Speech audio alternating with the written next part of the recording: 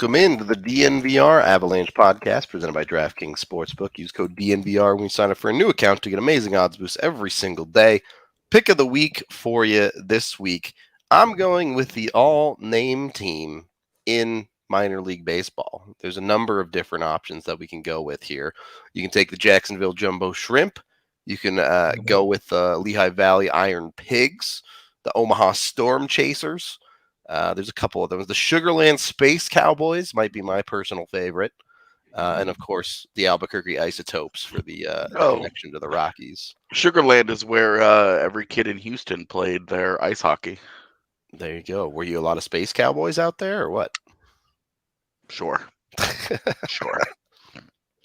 Anyway, plenty of amazing names down in the minor leagues that you can go bet on. Go over to DraftKings Sportsbook now. Use the DNVR code when you sign up for a new account to get amazing odds boosts every single day and up to $1,000 risk-free bet on a new account for your first bet.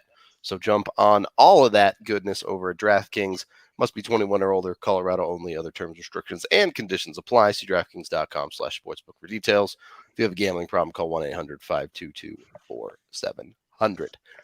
It is, excuse me, officially day 3 of free agency in the NHL.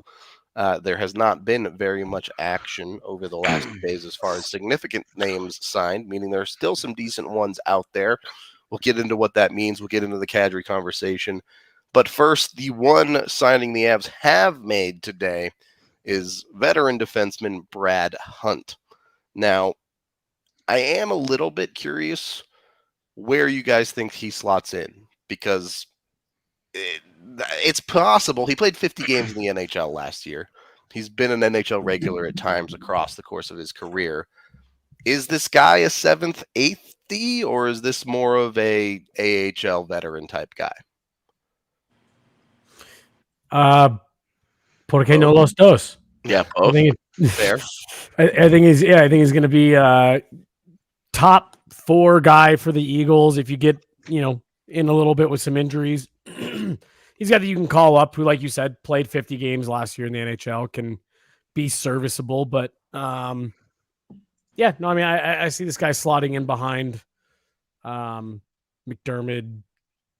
if they were to bring back a guy like Jack Johnson, something like that, kind of in that range. Yeah, I think he's probably their Jordan Gross replacement. Yeah. I think he's going to be a guy that injects a little offense into the Eagles from the back end, and that's going to be his primary function. Definitely a little more of a stylistic fit than a Jack Johnson, right? To start the year anyway, I think that's where he is. And then if there's, an injury or two along the way, then, he ends up in Denver doing his thing.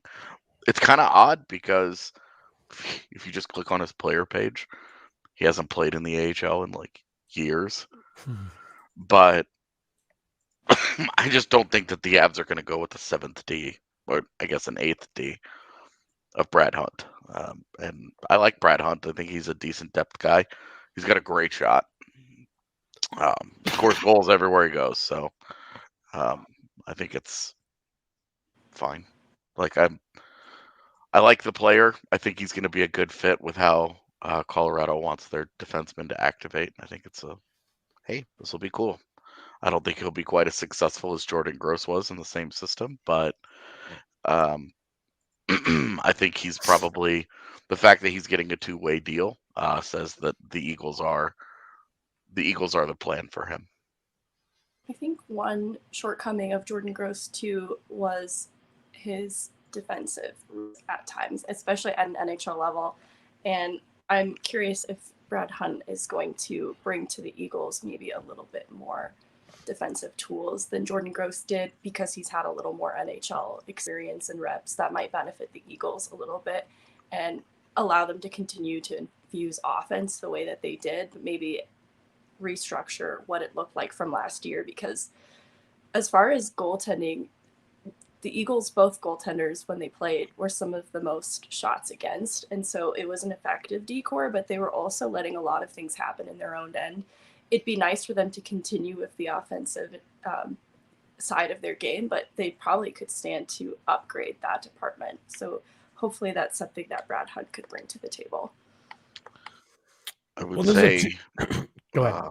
just being familiar with his career, that after a couple of years in the NHL, I would hope that his defense has gotten better at the AHL level. Right. But Compared to Gross specifically. I think his primary thing that you can look for from him will still be offense. But boy, I sure do hope that end is at least more competitive. Right, because that's where Jordan Gross really fell short, especially at an NHL level.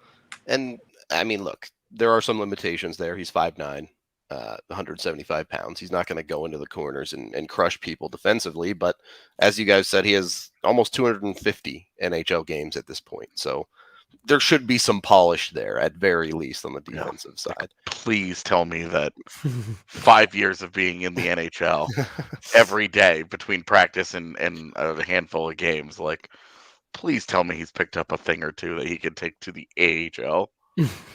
And so the one thing that does fog this up a little bit is obviously there's been a lot of talk about Jack Johnson and the Avs coming back together for a year here, but that's not done yet, at least in any public capacity. Yeah. If that does get done, Brad Hunt in the AHL makes a ton of sense. If it doesn't get done, then you start to wonder maybe he's the extra D, something like that.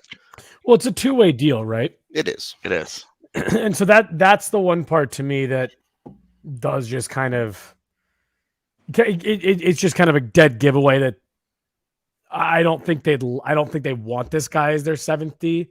I think they're going to try to put someone in front of him. Maybe it's bringing back Ryan Murray, Jack Johnson, going out and getting another guy. But PK. Yeah, woo. To AJ's point, though, like I do think this is a nice little insurance signing because this guy has 200 whatever games in the NHL. Yeah. If for some reason you can't make it work with another one of those depth guys, this is a guy that you're at least comfortable with being your 7th or 8th, depending on how you feel about McDermott. I mean, I think it's a great point that, look, if he ends up as like the 9th or 10th guy on your depth chart, he's got a lot of NHL experience for a guy in that spot, and that's a rarity. Yeah. You're not normally going to get that deep into your depth chart and have a guy who's that comfortable playing in the NHL. And because of how sparingly he has played over the last few years, a guy that's comfortable just being a depth guy, understands we talked about this with Curtis McDermott, understands coming in and, okay, knowing your role, you're not gonna play every day. You're just there to, work really hard in practice every single day, try and get better. And whenever you're called upon, be ready for that moment and understand how to do that. Some guys need the rhythm of playing games all the time to be at their best. And there are these rare birds here that are comfortable. Okay, great. I can spend 3 weeks on the bench and then I get called up and then I jump into a game and I can handle this role. And I think that's where Brad Hunt will be able to push them forward a little bit. You hope they don't need him, but if you get to 8, 9, 10 guys on the depth chart because injuries just kick your ass, at least you're talking about this guy. And you're not talking about, Keaton Middleton is on his way back, who was a nightmare in those couple of NHL games he got. It's not just maybe he doesn't play for a couple weeks and then gets into a game. It's also in a game, look, he's going to be a third pairing D. He's going to play 8, 9, 10, maybe 11, 12 minutes if it's a good night. Mm-hmm. So it does take a little bit of a different mindset from a player who knows he's not going to get that much opportunity actually out on the ice to actually get things like puck touches. And it's something that experience does absolutely help with in knowing how to keep yourself ready within a game, let alone from game to game. Yep. So all in all, a sneaky solid, down the depth chart edition. I actually really liked this news today. And a 2-year deal. So that's a big win for a guy like Brad Hunt. 2-year deals are very valuable currency for cats like that.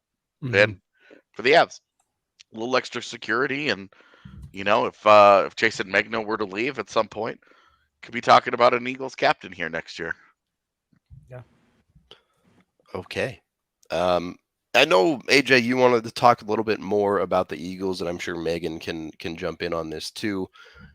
As it stands right now, they're pretty thin.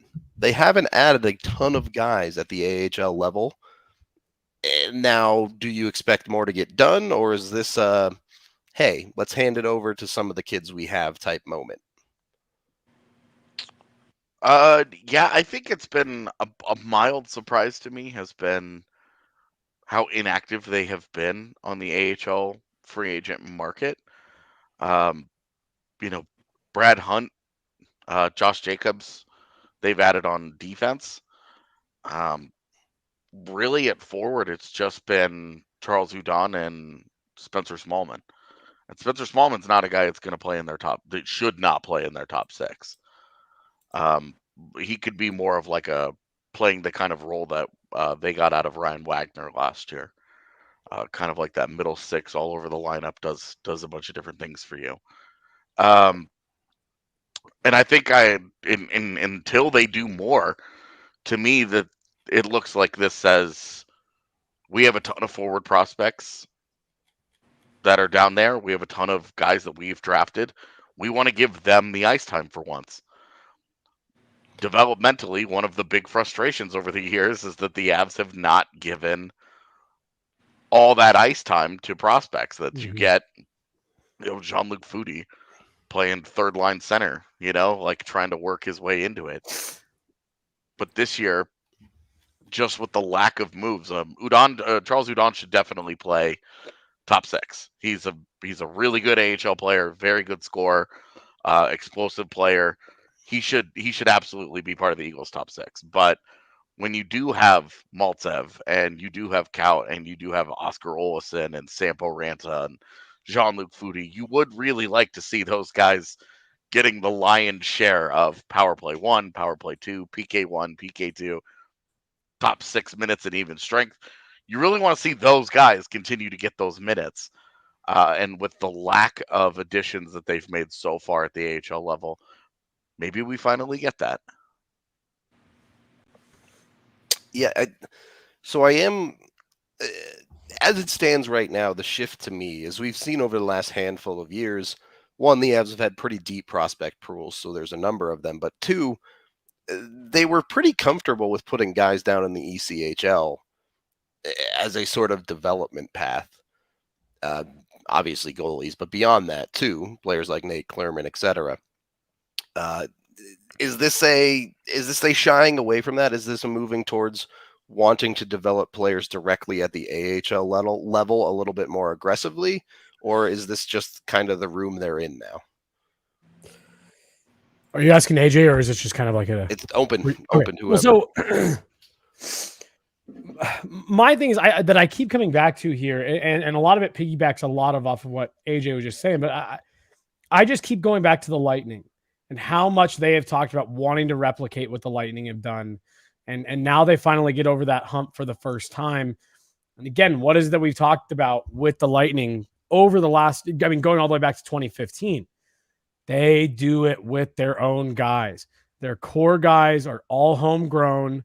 A lot of their guys have played for the Syracuse Crunch, and they fill in around the edges as needed. I think the Avs are in that kind of zone again where it's like, all right, well, like AJ said, maybe it's time that we do kind of give our guys a little bit more of a starring role. We may need a couple of them here over the next few years as we work through some of these cap constraints we have while we wait for that cap to start going up. So maybe you're at a point where you're like, all right, we don't need it. We don't need any of we don't need a first line winger to come out of our development system, but we are going to need NHLers to come out here. We're going to need some cheap contracts, some homegrown guys that we have under team control for a few years. Let's see what we've got this year. Again, and I'm going to keep going back to this throughout this offseason. You won a cup. You get a year or two where you can experiment with some things to see how you can kind of prolong this window, keep it open as long as you can. And yeah, I think this is another just kind of follow the Tampa Bay model, develop, your own guys that aren't your top guys, but that are going to fill in throughout your roster, cheaper contracts, keep you near the top of the league. Megan, you've had the opportunity to see the Eagles and some of these prospects up close specifically. Are you expecting players like Foodie, maybe a players like Bocage to really take that next step this season and be more key contributors for the Eagles? I think there's like two different tiers for it too, because Foodie is someone that I think would be promoted to, or at least continue on a similar role as he had at the end of last year on the second line. Bocage is someone that kind of straddled between the third and fourth line, so he'll probably hover around there. I guess I'm a little skeptical of what's going to come next, because I would like this to be the moment where some of these prospects do get elevated opportunities. But there were moments for that last season that it just didn't happen. Samporanta was anchored to that fourth line, and some of that is evaluated on performance too. He's coming back from an injury, and they're on the brink of a playoff run, and then they're on a playoff run. So it was maybe not the time to tinker with the lineup and give some of those guys promoted opportunities. But looking at it, it really did seem like they were gun shy about doing it. So I'm skeptical if that's about to happen. But because the forward group has remained kind of unchanged, it might have to happen. And it's my hope, because Foodie is in a position to have another development year and improve upon what he did last year, because he really did improve. But I'm even looking at someone like Martin Kaut, who has been a will they won't they prospect for so long. It just seems like the time, if there is a first line opportunity that's going to become available, it should be Martin Kaut's for the taking. So I don't know. I'm a little skeptical of how this is going to shake out, but for the benefit of the prospects, I hope that's how this happens.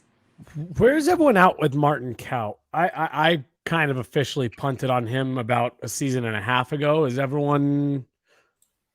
He's going to be a solid bottom sixer for some other team in the Awesome. NHL. I just don't think it's. I don't think about it much anymore, because I don't think the team does. But when I watch him play, I see an NHL player. Same. I see a guy that processes the game at NHL speed, and I do think that at this point, the Avs are just not a good fit for him anymore, because the pace that they want to play at is obviously an issue. I think he, like, you put him on a team that slows it down a little bit, throw him into a Minnesota or a Dallas that plays just a touch more deliberately than the Avs do. And I think that, or I guess I should say what I think the Stars will be this year, not not what they were last year. But and I think that he would be a lot better fit. But because the Avs are go, he doesn't. I don't think he's going to be quite as comfortable there. Just to hammer that point home, if there was any glimmer of hope left, it really felt like bringing back Cogliano and Helm, who both fit that high octane, play really fast, just skate really hard style, kind of buried him. Well, and then to go along with O'Connor and his contract security, like, it really felt like they didn't even leave the door open this year for a training camp improvement, which is where those guys have to show out, otherwise they get lost in that shuffle. And so is that where you guys are at? And Megan, I was gonna say, I'm sorry, I think I kind of cut you off there. Is it that he just can't play at the pace?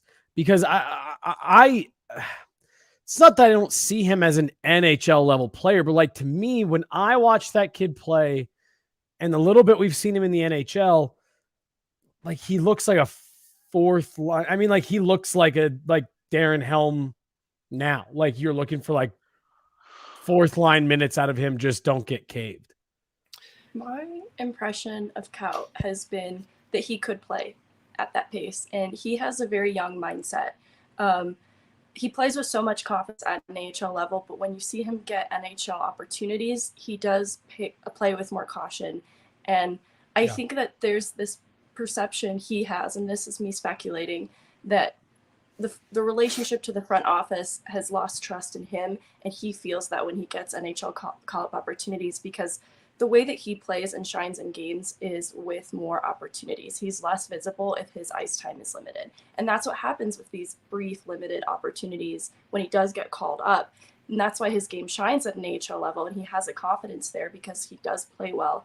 I think he could play with the Avalanche pace, but I think he's lost a lot of his confidence in himself because of relationships with front office. Especially after like the injury to his shoulder in the Blue Jackets game and the call-up opportunity at the start of last year. And that's why I think it would benefit him to see a new organization and get a clean slate, because I think a lot of it is mental for him. I agree. Sounds like AJ Greer, yeah. The thing with Kaut is I really like your point about his confidence, because from what I analyzed of him when he was first in the organization, he really did seem to benefit a lot once he got comfortable in a certain situation. You could see the lights start to come on for him a little bit more once he felt like he was secure in his role, and whatever that may be, the team, the line, whatever. I do think I tend to lean with AJ, where I really think it does come down to stylistically. We've seen Jared Bednar often shy away a little bit from, I don't want to offend anyone, but the more intelligent players in the bottom six, which is the way Kaut likes to play. He's very, very smart off the puck, tries to read plays very effectively, and Bednar tends to prefer players that he's not asking them to make intelligent reads all that often. He's saying just go out there and skate into stuff and see what happens. So then it almost sounds like his issue is he thinks the game at a higher level that he can actually execute it. Well, and part of Kaut's appeal as a prospect, and I think part of the problem that he's run into now, is that he's always kind of been that sort of the player that kind of fills in the gap of whatever line that he's on. Yeah. And because when you watched him his draft year, right? The thing that really drove him as a first round prospect was his WJC performance, where he played next to Marty Netchis and Philip Zadina. Okay, those are two really high octane, really high level offensive players at that level. And Kaut was a lot more of, okay, I'll go do the dirty work, but was arguably the best playmaker of those three with them. And so he sort of fills that role, and then he would go back to his Czech team, and in the Czech Pro League, he was a lot more of your natural, like being a goal scorer. Yeah, exactly. Like play driving wing. He's really smart, good defensively, does everything well. I just think that I think he has struggled in Colorado from having a defined role. And the thing that Rudo's mentioning is that what they've asked him to do is not something that he's going to do well. Just run out there and skate into stuff in a straight line as fast as he can, and then, try and turn a puck over and then see how it goes, get an offensive zone face-off, and then go sit on the bench for 8 minutes. It's just not really in his wheelhouse. And if it was a little more tailored to kind of letting him play the kind of game that he needs to play, we might see a little bit better. I mean, when we saw his best call up was when really like the first time that he got called up and had that first bout of success right before COVID shut everything down, when they said that they weren't going to continue, they were going to sit him for the rest of the year because of contract purposes. They valued that contract. You saw he wasn't playing 6 minutes a night. He was playing on the third line. He was playing with a little bit of talent, and he was getting to play in a little bit more of a consistent role. And you saw some really good things out of him. That's the best that he's shown in the NHL, and I don't think that's a coincidence. So it's not really for me to go back to your original line of questioning. Mm-hmm. It's not really for me that I've given up on him. It's that I don't have confidence in the organization to continue putting him in a position that's going to bring out the best in him. And I get where they are coming from. It's not even like a thing where I'm like, they're screwing this up. Right. How can you watch Darren Helm, Andrew Cogliano, and Logan O'Connor in the playoffs and go, yeah, I don't want a whole season of that. Right, yeah, Martin Kaut can improve on that. Give me that Martin Kaut and Mikhail Maltsev instead. Total unknowns, right? Like, come on, those guys tore up the postseason. Yeah. Yes. Like, you can easily understand where the Avalanche at the NHL level are coming from, but you can also say, look, you've got prospects that you just haven't made use of here.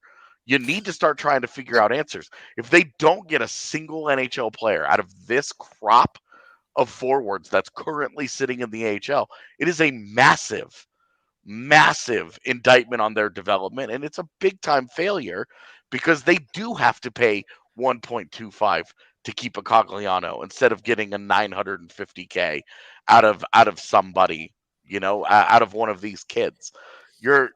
You're talking about you need to get cost efficiency from these guys, and their inability to do so far. It continues to be a problem, but it's a balancing act, and you get where the NHL team is looking at it and they're like, well, we're not going to give like 5 of these guys shots. I mean, come on. Right. Well, go ahead, Rudo. Sorry. I do want to clarify. I think it's a little bit of a different situation with Kaut and these other guys. With Kaut, the situation feels more like it's kind of too late now. They had 3 years to give this guy more opportunities in the NHL than they did. And maybe the conclusion there is they give him more opportunity and they end up in the same spot where they're like, you know what, this guy doesn't fit with what we're wanting to do, and it is what it is. Mm-hmm. But you're left with less question marks if they do that a little bit more aggressively. With these new guys, it is going to be a little bit tougher because they're Stanley Cup champion. There's a very clear goal in mind now that they have to defend it. Mm-hmm. And there will likely be opportunities in the regular season to give some of these kids chances, but it doesn't get easier when you're on top of the league to just YOLO out kids. It also doesn't get easier when you go and you sign the top college UFA and Ben Myers, who's just going to get an NHL job. And again, I don't have any problem with it. I think Ben Myers showed great in his 5 games. I have full confidence he's on the NHL roster next year. It's all good. I'm not worried about that, but it gets harder for a guy like Kaut when that potential roster spot right now. If Ben Myers doesn't sign, if he signs with the Wild, signs with anybody else, and they don't have that roster spot taken up right now, like we could be having the Martin Kaut. You're looking at Maltsev and Kaut right now. So sure. We're having a lot more serious conversation about them, but because Ben Myers is in that spot, we're like, look, we know Ben Myers is on the HL team. They did not sign him to that ELC. They did not give him bonus money that got paid out for playing 5 whole games. They did not do all of these things. He did not come here to mess with the Colorado Eagles. He's going to be in the NHL. Well, I was going to say, and that is the one thing, you were talking about if they aren't able to pull an NHL out of their, current crop of prospects. Well, I agree with you. You definitely need to do that. Part of the reason they've gotten away with it is because of guys like Logan O'Connor, because of guys like Ben Myers. A few years ago, it was Alexander Kerfoot, where they have gotten these high-end prospects for nothing other than money, and they've been able to plug them right into their NHL lineup, and they've been effective. 3 really different situations, too. Right. Because Kerfoot, it was like, hey, we're horrible. Come play a shitload. Yeah. And he goes, great. That sounds awesome. Yeah. And with O'Connor, it was like, hey, you're undrafted. Prove that you can do it. Yeah. He tore it up in the AHL. Scored like 100,000 shorthanded goals to prove that he was ready to be in the NHL. And then but he was a guy with like no fanfare. And then Ben Myers was like the guy. He was the guy in the college market this last year. And the Avs just beat out a bunch of teams, which was a shocking development to everybody in the league. Yeah. Yeah. Well, and so circling back to Kaut here is where I do frustrated is not the right word, but like, does this not feel like the exact conversation we had about AJ Greer for 3 years?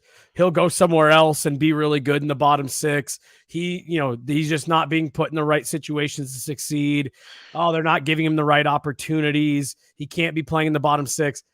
And now he's on his 4th organization. Oh, and many teams have tried him in the NHL. The same conversation with Nick Meloche too. That this is just the way. This is also the way of prospect development. Is that it turns out the NHL is really hard, and a lot of guys top out as this guy's a good AHL player. Right. And so, but you never know how things could have been different had that guy been.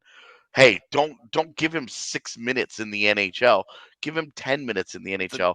And when they were bad, they had opportunities to do that. Sure. Now, I completely get where they're coming from. This is way less of a complaint today because of where the NHL team is. The situation that they're in is very, very different. Back then, the goal should have been trying to develop these guys. and it wasn't. And it was frustrating for people like me because you were like, dude, you're spending all these resources, all this time, all this energy, and then you're it's like cutting off your legs just at Well, the start of the race, and you're like, why? Right. The hard reality there is you want to give that guy another 15 games, another 5-6 minutes a night. But a lot of the time with that guy, you're going to give him that, and you're going to end up in this same spot. Instead of it being, oh, there's question marks, I'd like to see him more, we'd be sitting here going, you know what? He's just not an NHL level player. Yeah. Yeah. And AJ, to AJ's point, which I think is a good point, where you're at with the organization or where you're at with the team right now, you know, it's easy to sit here and be like, oh, well, they couldn't do that because they were trying to win a cup. But yeah, there were opportunities for sure. Real quick, we are brought to you by Green Chef. You can go over there and get your meal kit for any lifestyle or whatever plan you're on, whether it be keto, paleo, vegan, vegetarian, gluten-free, or if you just want more balanced meals. Green Chef offers a range of different recipes to suit whatever you want. I've used them. I've said it a bunch. I think their proteins are absolutely excellent. It's amazing stuff, significantly better than some of the other meal boxes that I've tried. So I highly recommend you get it. If you're into quality chicken, beef, pork, all that type of stuff, go check all of that out. It's the #1 meal kit for eating well. It's also super easy to use. If you've never used a meal plan box before, it's eating a quality meal, but it doesn't take you like hours and hours of setup to do it. They give you everything you need. It's right there. You just put it all together. You cook it. It's done. You eat it. Super great. I can't recommend it enough. My wife absolutely loves it too. So be sure to get on it. Go check it out. I got it wrong the other day. You can actually get $135 off. They upped it a little bit for you.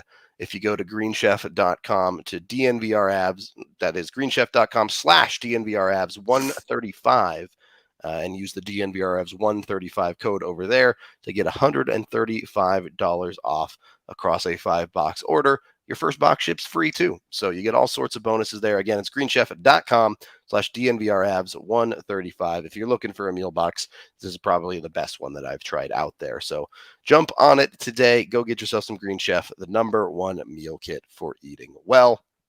And, you know, when you eat well, when you take care of your body, reward yourself with a little bit of Breck Brew. That's the official beer sponsor of DNVR. Eat some good meals, have a beer, things balance out a little bit, feels good. Of course, I love the Avalanche Amber. I'm a simple man who likes simple things. They also have all sorts of crazy flavors. It's the summertime, so the Palisade Peach flavor is back in fashion. Everyone seems to love those. I've never been a big fan of peaches, but you know, I guess I also have Palisade Peaches on the corners here in Colorado, so they're easy to come by. So it's not a unique, fancy thing for me. But go check out Breck Brew. You can go to breckbrew.com. They have a bunch of dope merch, and obviously their beer is amazing. You can find it at your local liquor store. Second period of the DNVR Avalanche Podcast presented by DraftKings Sportsbook. Megan, you're the authority on the Eagles. Is there anything you wanted to touch on about them heading into this offseason proper? No, I think we pretty much covered it. Okay. I'm waiting for another shoe to drop. Like, my instinct says that there actually should be some changes that are coming. Not necessarily anybody like being removed, but we still have to wait to see who's officially returning, and then if there are going to be any last minute additions to this forward group. It is always interesting to be stuck in this window where it's like, all right, here's all these guys. This is what I envision the roster is going to be, and then you get to training camp and no one's on the line you expected them to be. Yeah, I'm really curious how it's going to play out. We'll have to wait a month or two to find out, but hopefully it's good development.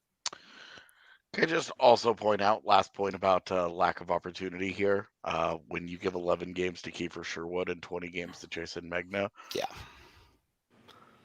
That was your opportunity. Yeah. I liked Sherwood. I thought he was good in the NHL. I really liked the one goal that he scored. Not like talking trash. He made it count, man. Pretty confident smile. I like the way he played. Yeah, it was good. It was a really important goal. I know we're going to get into Kadri and we're going to get back to free agent. Do you guys mind if I take us down a small little detour here that I know AJ will have thoughts on? As soon as Megan dunks on your Sherwood take, you can go wherever you want. Okay. Oh, I liked Sherwood, but I felt like we were on borrowed time. I felt like it was not a coincidence that he wasn't a Black Ace. I feel like he had such a great year. He felt like he needed an NHL opportunity, and he was as good as gone as soon as they were eliminated in the third round. I don't know. I had mixed feelings. He went to about it. Nashville. Exactly. Yeah. Well, a lot of people went to Nashville. Yeah, all the Eagles were like, we really like playing together, and we're all free agents. You guys want to just pick the same team and go? Double agent thing. They were all being scouted by Nashville at the same time and went in on it together. Yeah. Look, got to trim that budget, all right? They get to scout one team. It's all we can afford, guys. Make it count. All right, Jesse, take us down a rabbit hole here. I just want to, for a minute, talk about Lou Lamoriello. You guys met Harry the other day, and we were all talking. I said, does it not feel like this guy's kind of becoming like the new David Poile, where the way that people talk about him far exceeds what he actually does in terms of making his team any better? If you could turn the like old boys club mentality of hockey into a human being, that's Lou Lamoriello. Yes. No beards, short hair. He's got the really strict dress code. He does all of his business. Like last year he had a bunch of free agents that like they all signed, but he was like, yeah, nobody say anything. And it went like a month and a half before they announced any of the signings. It was all at once. And suddenly like you look up and he's kind of trashed a few the last few franchises that he's been the GM for. He hasn't done anything since the salary cap went in place. Yeah. I mean, he took the Devils to the Stanley Cup in 2012. They lost it, but right. I think the point that really drove it home for me was this Gaudreau situation, where it's like, okay, so Lou Lamoriello couldn't sell you on his vision to the point where you decided to go to Columbus. Yep. Yeah. I think that speaks volumes about where internally Lou is viewed by a lot of players in this league, right. I think. Right. And it's not that, I'm saying that, Lou Lamoriello's, the worst GM in history. Obviously he's got the reputation he's got, but it just seems to me like you said, Rudo, like he's one of like the last remaining beacons for like the old guard. And eventually it's going to change over. And it's interesting. And AJ, I with it being the Isles, do you have any feelings about this? Just because, again, David Poile is the other one for me where it's like, okay, can we stop talking about this guy and the trades he pulls off? Because I think the big difference there is that David Poile has never won anything in the NHL. He's been a GM for like 40 years. I don't think that's an exaggeration. No, I think you're pretty close. Or at least an executive. I think it's literally been about 40 years that he's been a GM. And he's never won a Stanley Cup, and Lamoriello's won 3 of them, and his teams have been to 5 Stanley Cup finals. And so I think that's, great. I would say that the way that the league has changed, he obviously was not successful in Toronto. I think the point you're getting at here is he was definitely good once. And then Jesse's side of it is, yeah, but he's not good anymore. I would say, I don't know. I mean, the Islanders were in conference finals back-to-back years. The last 2 years before this one. It's hard to, and he's obviously made mistakes. He's a GM. Like, that stuff is going to happen. But I really struggle to dunk on him too hard. Like, I think when you're talking about the level of respect and the level of absolutely, like the reverence for him, like for everything that he's done and what he's meant to the game, he was a huge part of negotiating the end of the big lockout in 04-05. Yep. Like he's a titan of a figure in hockey's front office world, and so there's that level of respect. But when you do talk about him as like how good of a GM, like is he a top 5 GM right now? No. I would really struggle with that one. I really would. I would struggle with that one. So because I mean, like the the Isles were in the conference final in what, 19 and 20? Yeah. Or 20 and 21. The bubble and the shortened year. Okay. So I mean, I guess because he gets to the Isles in what, 18, off season of 18. So how much of those teams did he really put together? It's just interesting to me because as a guy, like I said, he hasn't won a cup since the salary cap went into place. And there's just been a few moves, especially since he got to the Isles. A lot of far more bigger names have left than have come in. Again, like I know, you were saying the other day, you got to move on from the Taves stuff. And again, I'm not hung up on it. It doesn't bother me at all. But like, there's just some moves he's made in the last couple of years where it's like you got robbed blind of Devon Taves, and you went and gave up a first-round pick trying to replicate a guy like Devon Taves 2 years later. I think the part that I really struggle with is he continues to make the same move for that third-ish line where I'm going to go get Cal Clutterbuck. I'm going to go get Matt Martin. I'm going to go get and I get it for a little while. Their identity line kind of it worked for a little bit for them, but especially as the NHL continues to move in the opposite direction of those guys, you really start to see the limitations of his addiction to big, strong, tough guy that it just doesn't work the way it used to in the NHL. Yeah, but then he did go and make a move trying to replicate a guy like Devon Taves, which goes to show you he gets it. Like he sees, I need a guy like that. And if Alexander Romanov comes into the Islanders and he does live up to the price that they paid for him, nobody's going to care about that first round pick. Does anybody care about the price that it cost them to go get Matt Barzal? No. Like you're totally fine with that. Granted, it was a gigantic draft bust and the Oilers continued to be bad, but it was, like when you get what you want out of a trade, you don't worry about it. Do any of us give a shit about the extra third round pick in the Darcy Kemper deal? Like, yeah, but what I mean? Like if he ends up being right about that, if Romanov turns into the guy that they envision him turning into, great. Like you're fine giving up that first round pick, especially in this draft class. It's all good, but he's got to be right about it. And I think that's where the crux of your argument really comes in: is how often is he right? Because so here's a tweet from Andy Grazzino. He's a radio guy in Long Island. Since Lou Lamoriello has come in, the following players have left: Tavares, Eberle, Leddy, Ladd, Hosang, Komarov, Dahan, Taves, Boychuk, injury, Halak and Grice. They have brought in JG Pajot, Zach Parise, Kyle Palmieri, Zdeno Chara, Andy Green, and then their two goaltenders. It's a lot more talent leaving than staying around. I guess Andrew Ladd leaving wasn't a bad thing. Yeah, he was bad then. Leo Komarov leaving wasn't a bad thing.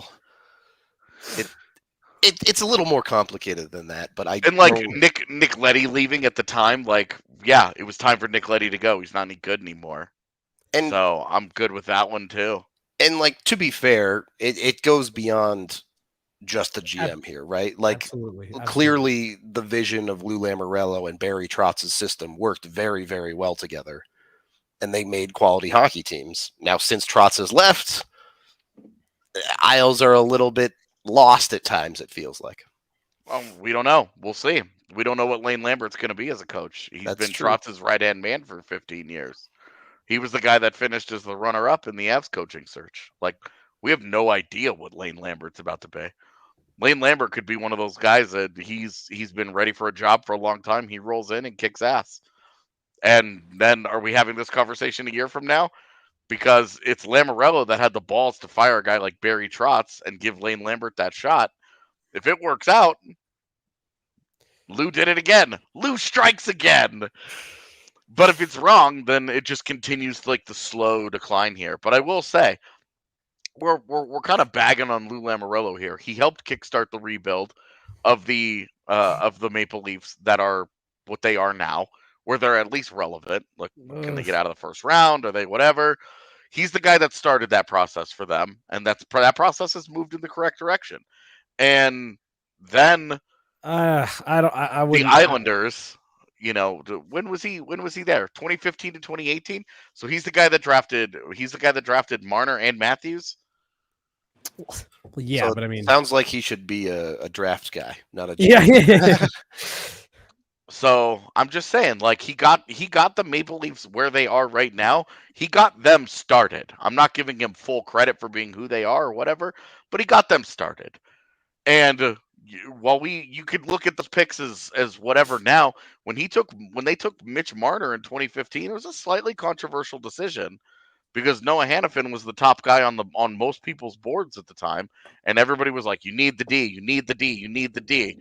And he took Mitch Marner over all those guys. A tiny little fella, like, it was not the decision that we look at it today, where you're like, Mitch Marner, oh, really hard pick to make. He took some heat for that. So I'm just saying, like, he helped kickstart the Maple Leafs to where they are. It's not like he left them in shambles.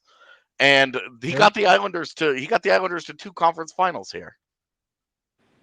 Okay. So I'm saying, like, are we really having a conversation about a guy that can't get anywhere? Like, David Poile David Poile has had, like, for this conversation, for the sake of this conversation, David Poile has made 1 cup final, and that team has gotten worse every year since then.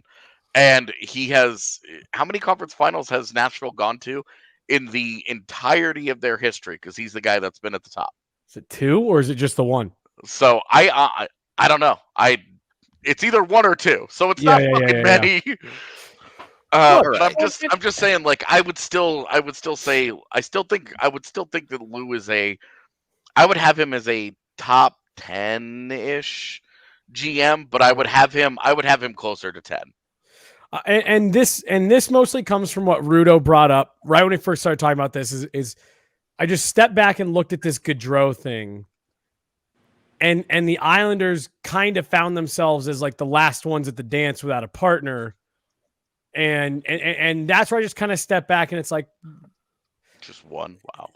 Is Lamoriello starting to get into that just because it's been so long, other than the 2 conference finals? It's been a long time since he's won anything of significance. And it was just an interesting conversation we were having the other day. And I was right. I knew you'd have a lot of opinions on it, AJ, because you see it up close. Like, it's good and bad. Like, it hasn't been like, oh, this is incredible. There have been missteps. We've done a good job elsewhere. There have been plenty of good things that have happened. But there have also been where you're like, the Taves deal is like, yeah, bro. He's easy one to club him over the head with. Yeah, fucking bro. Come on, man. All right, look. Yeah, if go ahead, chat wants to win something, the Colorado Golf Association is doing a raffle right now, which you can get in on if you're a golf fan. There are prizes that include stay and play packages at Wailea Blue Golf Course down in Maui, so you can go to Hawaii. Whistling Straits, a Naples golf tour, and a Palm Beach golf tour, and as $5,000 of gift cards to Bandon Dunes. So tons of golf winning opportunity stuff there, and travel to Hawaii and things like that. I guess that's pretty cool. But the golf is what it's really all about. So jump on it today. You can go over there, head to coloradogolf.org to get your tickets today. All proceeds benefit the Colorado Golf Association's community programs, including youth, on-course, and some other caddy and leadership academies. So be sure to check out all of that. It's great for kids, obviously, to play for affordable. Golf sometimes isn't the cheapest sport, so they're helping out with that type of stuff. Again, coloradogolf.org. Go get yourself a raffle with the Colorado Golf Association to win some amazing prizes and trips to amazing golf courses. Also brought to you by Athletic Greens. We got Green Chef, we got Athletic Greens. You got to make sure you're taking care of your health here. Athletic Greens, super easy to use. It's just 1 scoop of water in your cup. I say every morning because that's when I would do it, but really it's just once a day. You can do it at any time of day. It doesn't really matter. It's got 75 different vitamins and minerals, probiotics, all sorts of other amazing stuff to make sure it's keeping you healthy and activating your immune system so you are running at your peak. A bunch of athletes use it as part of their regular routines, so they're staying in shape. It's kind of part of their workout. Just really helps out generally to make your body feeling good. So jump on it today. You can go over to athleticgreens.com. I believe it's /avalanche. Hang on. Let me check. Yep, it is. Okay. So ours is /avalanche. To get yours today, when you order today, you can get a year's supply of vitamin D as well as 5 travel packs. So you can bring them along with you when you go on travel. It's great stuff. Highly recommend. Again, athleticgreens.com/avalanche. Jump on it, take control of your health, and pick up the ultimate daily nutritional insurance. Third period of the DNVR Avalanche Podcast presented by DraftKings Sportsbook. We've been beating around this a bit because it's drug on for a little bit here. I want to talk about Dylan Strome as well. But first, I've heard Jesse's opinion. I've heard AJ's opinion. Megan, do you think this Kadri situation dragging on longer is good or bad for the Avs' chances? I think it's good. I still feel like I don't know how it's going to be feasible. But I do think that this is going to there's urgency in other teams to solidify their forward group, and that's just going to leave fewer options on the table for Kadri to accept elsewhere. And so it might give the Avs a little bit more leverage in their discussions, but there's still a long ways to go, especially with respect to the cap, to make this possible for the Avs. But I'd like to see it happen, but it's not any and all expense either. I don't want them to see them move a really important player to make this possible. Let me ask you guys all this. Do you feel like this maybe has gone differently than Naz and his agent thought it would? Yep. It's not that there's less interest. I think there was a lot of interest, but again, to use the metaphor that we hear a lot, like it almost kind of seemed like the music stopped and suddenly there weren't as many chairs around as Kadri was expecting. And I don't know. I just think a lot of teams went out and didn't wait for him to make a decision and got their plan B or C. Now there's just fewer teams around. I think the real crack started to show yesterday when the Cap said, you know what, we're just going to go get Dylan Strome. Mm-hmm. We're just going to go do that. Because for a little bit there, it did feel like Kadri was holding up the market. Still does. Right. There's still Stasny out there. There's still Evan Rodriguez out there. There's still some other options. But I agree with you in the sense that it seemed like Kadri thought, some contender is going to go give me $8 million. And I think he got to market and was like, oh, there aren't many contenders that can give me that kind of money, are there? Right. Well, and I wonder how much of it was impacted by, AJ, something that you kept bringing up all week, the flood of RFAs that suddenly turned UFAs. And there went from several teams looking at maybe you're going to have to pay a guy like Kadri 8 to we could pay these guys 3.5 each. These two guys 3.5 each. And now suddenly the Avs are maybe looking like the most intriguing destination. Part of my guess as to why this is being held up is maybe the Avs are the most intriguing, but as we've seen in the past from Chris McFarland and Joe Sakic, when they've got a dollar limit, they've got a dollar limit. Yep. And we're not going to move past that. If you want it, it's still on the table, but we're not going to move. Well, and I also think, we're talking about, the longer it goes, the better it is for the Avs. But let's be honest here. If the Avs wanted to move money for the sake of just moving it, it'd be done. Right. Like if the Avs wanted to trade Sam Girard for nothing and just to get the $5 million out of there, it'd be done. Yep. If the Avs were trying to move Sam Girard to move money out, and again, we're just because we've been talking about this for a few days, I'm staying in this room because really nothing has materially changed here with this situation. But if they're trying to move him out, but they're not gonna just do it for free, and they're saying, hey, we're gonna get something for this. That could be playing a role in this, taking the time that it's taking too. But ultimately, I think this just comes down to Nazem Kadri just having to make a decision. He maybe didn't get the offers that he wanted, and maybe he doesn't have the term or the money, or he's saying, look, if my best offer is only $500,000 more per year than Right. Colorado's, I'd rather just go and play with Colorado. Yep. But he hasn't made that decision yet. Is he trying to hold out for a team saying, you know what, we're tired of waiting, we're afraid that we're going to miss out on options, let's just do this? I mean, didn't Calgary just live through that? Right. And having just lived through that, don't you think that if they had that sense of urgency to just say, hey, let's do that, then they would? It'd be done already, yeah. Exactly. So for me, I'm just like, look, dude, this comes down to Kadri knows what the offers are. He knows roughly what he's going to get. There's some negotiating here and there that can still take place. But he's got an idea. He knows what his market is. We're days into this.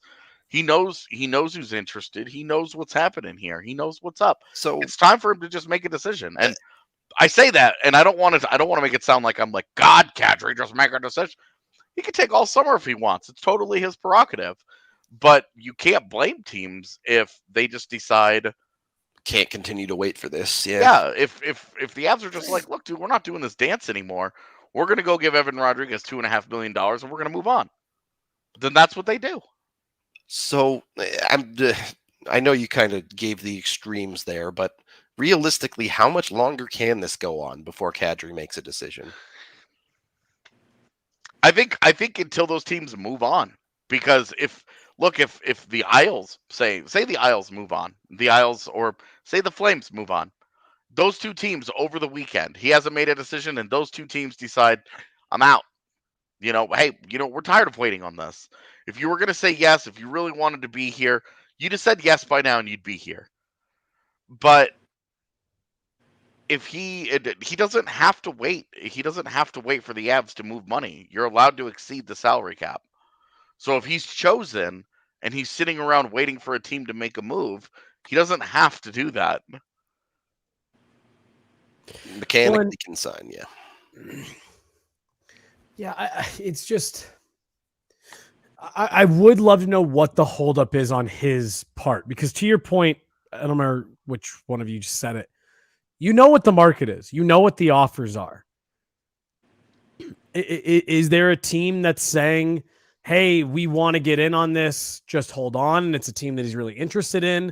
I mean, there was that rumor that nobody was able to confirm that Calgary called him and made him some ludicrous offer. 7 years for 9.5 or something. Right. And like, there's party that sits there and it's like, wow, if that's true, that's a major indictment on the city of Calgary. Because if he actually got that offer, I don't know why, if you're Nazem Kadri, you're not, running to your computer to sign that, to get that DocuSign finished. Yeah, you know what I mean? DocuSign. Yes. Yeah, get that printed so you can get the picture of you signing and all that stuff. Because no one's going to give you that kind of money. Yeah, and if that's your primary objective, man, right? That's a competitive hockey team. Like, it's not like that's an also ran. They won the Pacific Division pretty comfortably. So I just there's obviously something going on here that is holding this up on his side. And I wonder if it has just kind of become, because the offers weren't what they thought they'd be. I wonder if this has just become a little bit harder decision, because at first it was like, well, yeah, we'd love to stay with the Avs, but the money's just going to be too awesome out there. And now, like you said, AJ, maybe it's $1 million, $500,000 more than what the Avs are offering. And it's just like, do you want another shot at winning? Because anybody that can offer you significantly more than what the Avs can, they're not going to be close in terms of competitiveness. Yeah, it's just an interesting spot, because it's hard to gauge from the outside what is Nas waiting for at this point. Yeah. Truly, like there's got to be something. Either he really hasn't made up his mind, or there's something holding him up. And if he hasn't made up his mind, you have to wonder, like, what do you want? Right. What is I was it? saying- What is it that you're waiting for? Like, I would be Right. fascinated to know. This sounds like I'm being critical, and in no way No. am I actually being critical. He has earned the right to choose his team and all that, but and to take his time and decide, it's his whole future. It's where his family's going to be. It's where he's going to live. All of that, like, it's an enormous decision. You know, it's where his daughter is primarily going to grow up. Like, this is a really, really big decision, but these Teams kinds aren't of beholden decisions, to waiting for him either. Like, right? Like, you would be totally fine if you were comfortable. If you were comfortable just moving on and being like, look, what we're gonna do is we're gonna go give Nino Niederreiter a deal, and we're gonna move Mikko Rantanen to center, and we're gonna put Niederreiter on his wing next to Arturi Lehkonen, and have the world's most physical and talented second line. We wanted Kadri. That was our ideal. That was what we wanted. But look, we couldn't wait all day. We were worried about missing out on Plan B, Plan C options. You know, which is part of what Calgary's complained about with Johnny Gaudreau making his decision. Is, oh, well, we waited so long that we missed out on other options and blah, blah, blah, blah, blah. And it's like, okay, well, you also made the choice to do that. And that's where Colorado is right now. Colorado has not filled that option. They have not filled that spot on the roster at the second line center. And part of that, hey, you can understand why they're waiting. Nazem Kadri is by far the best guy still out there. You know, in a market right now that has Nazem Kadri and Phil Kessel and John Klingberg and Paul Stastny and Nino Niederreiter and Evan Rodriguez and Sonny Milano and Danton Heinen, Matthias Janmark, Kelly Yarncrook. Like, come on, Nazem Kadri is the guy that stands several cuts above here. So you can understand why they're still holding out hope and that they're saying, hey, we're going to wait this out. It is just, it's at the point for me now where, you know, because the original question was, does this favor the Avs now the longer it goes on? I actually think we're past that. Like, I think the clock has run out where it's favoring anybody. And now it's just, I mean, I think it's like a total free-for-all, especially after what we saw happen with Johnny Gaudreau, proving more than ever that teams can come out of left field and make a play at the last second and land the big name. On free agency day, I felt the later we went into the day, the more it favored the Avs. Now I genuinely don't know what to make of this Kadri situation. I've had, I had hockey last night. It's Friday, right? Yeah. Hockey last night, seeing family and stuff throughout the week. And everybody's, what's going on with Kadri? And now I'm just straight up answering, I have no idea. I have no clue. It was one thing when Brad Richards and Parisi and Suter, Vinny Lecavalier back in the day. Like, it was one thing when those guys took several days to make their decisions. You knew they were going to. Right. This has been a little bit different, though, because he wasn't the top forward. Johnny Gaudreau was. And because, because he wasn't the top guy, I think there were probably a handful of teams that were more involved in it than otherwise would have been. And that means that there are teams that tertiary market is waiting to unfold here because that handful of teams is stuck in this spot right now. It's kind of an interesting place to be. I don't know. Maybe this is a really normal thing and it's just not something that Colorado usually gets involved in. But like, I would have no serious objection to what I just proposed. If Nino Niederreiter is willing to take $3 million or whatever, like, okay, $3 million, give him a 1-year deal, let him do his thing, and then he can go back into the market next year and try and get a bigger contract. Like, that's where some of these guys are. The Niederreiters, the Rodriguez, the Stasnys, the Heinens, the Milanos. These are guys who are like, look, you should probably be taking a 1-year deal where you're going to get maximum opportunity to produce and then go into the market next year and try and get a better deal. The silver bullet for the Avs here is no matter what they do, they can go and address any shortcomings of it at the trade deadline. Yeah. They still have the 2023 first. They're I think we all believe, regardless of what they do at 2C, they're a playoff team at very least, if not a straight up contender already. So, yeah, it's something you're looking down the line at, as it doesn't have to be perfect. If it is, great, but you can do more work later in the season. Yeah. We do have a couple super chats to get to here. Appreciate it, Spencer.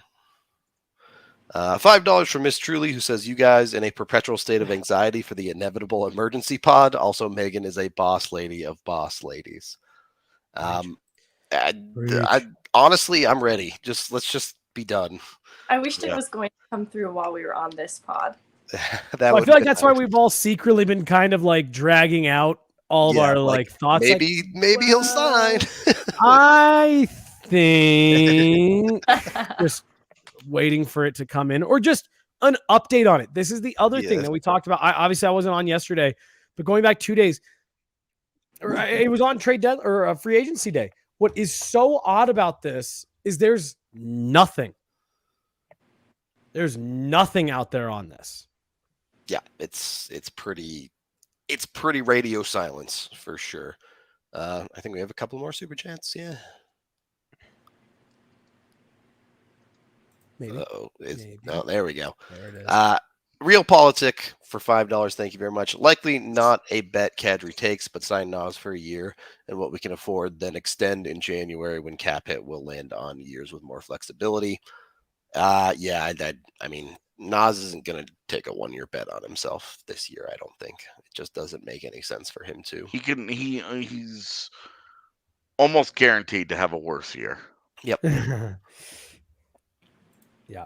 So just not really in that situation. From Kadri's side wouldn't be wise. I'm sure the Avs would be like, yeah, buddy, come on back for $3.5 million for this year. But